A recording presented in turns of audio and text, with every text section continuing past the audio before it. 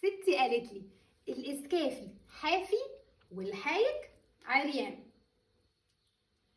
المثل ده بيتقال على الناس اللي المفروض هي بتبقى مصدر الشيء ومع ذلك هي بتفتقده، زي كده ما نقول فقد الشيء لا يعطيه. لا، ده بقى هو اللي بيمتلك الشيء هو ما عندوش، هو بيفتقده هو شخصيا. الإسكافي حافي. الإسكافي هو الشخص اللي كان بيعمل الجزم أو بيعمل الشباشب، فالإسكافي الشخص اللي بيعمل للناس الحاجة اللي بيلبسوها في رجليهم كلهم حافي، هو الوحيد اللي حافي.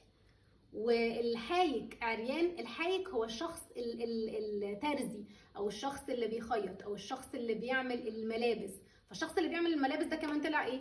عريان. زيه بالظبط زي المثل بتاع باب النجار مخلع. الشخص اللي المفروض هو الاساس في الحاجه دي هو اكتر شخص بيفتقدها او مش عنده.